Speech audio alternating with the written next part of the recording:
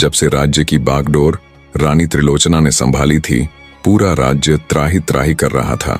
वो बिना किसी रोक टोक के अपने सैनिकों को भेजकर किसी भी पवित्र कुंवारी कन्या को उठवा लेती और उसे दैत्य त्रैलोक्यसुर को समर्पित कर देती।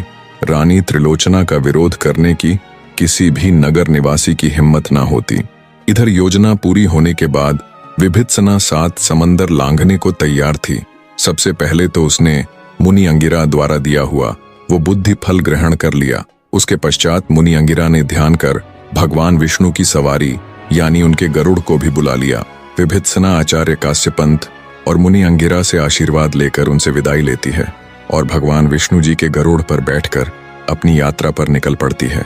उसके मन में दैत्य त्रैलोक्यसुर को पराजित करने की घोर प्रतिज्ञा थी और अपनी सखी यानी राजकुमारी रुद्रलेखा को कैसे भी करके जिंदा और सही सलामत लाने की भूख। तेजी के साथ उड़ते हुए गरुड़ महाराज ने पूरे एक दिन के सफर के पश्चात विभित्सना को दैत्य त्रैलोक्यसुर के माया जाल यानी उन 7 विचित्र दरवाजों के पास ले जाकर उतार दिया। दृढ़ विश्वास के साथ मन में आचार्य काश्यपंत और मुनि अंगिरा का ध्यान करते हुए विभित्सना पहले दरवाजे की तरफ बढ़ती है।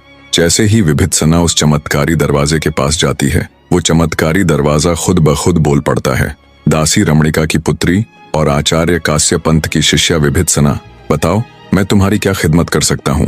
दरवाजे के मुख से अपना संपूर्ण परिचय पाकर एक बार के लिए विभित्सना थोड़ी सकपकाई कि दरवाजे को उसके बारे में इतना सब कैसे मालूम। विचारों की उदेड़ बुन में ज्यादा न खोते हुए आत्मविश्वास के साथ विभित्सना ने उस पहले जादुई दरवाजे से उसे दूसरी तरफ जाने देने का अनुरोध किया, जिस पर दरवाजा उससे बोला, अगर तुम मेरे सवाल का ठीक ठीक जवाब देकर मुझे संतुष्ट कर पाई तो मैं अवश्य ही खुल जाऊंगा और तुम्हें दूसरी तरफ जाने दूंगा। पर सवाल पूछने से पहले मैं तुम्हें बता दूं, अगर तुमने ये एक बार शुरू कर दिया तो बिना इसे पूरा किए तुम वापस नहीं जा सकोगी, और अगर तुमने गलत जवाब दिया या फिर मैं तुम्हारे जवाब से संतुष्ट ना हुआ तो भी हमेशा के लिए तुम यही फंस कर रह जाओगी। तो अब भी अगर तुम वापस लौटना चाहो तो जा सकती हो, ये आखिरी मौका है तुम्हारे पास। दरवाजे की बात सुन संकल्पित विभित्सना आत्मविश्वास के साथ बोली, हे जादुई दरवाजे, मैं यहाँ वापस जाने के इरादे से नहीं आई और ना ही मुझे किसी प्रकार का कोई भ्रम है।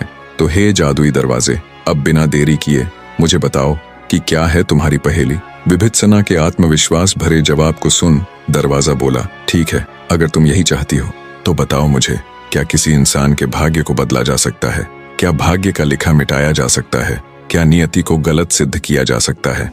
दरवाजे की बात सुन कुछ देर रुककर विभित्सना बोली,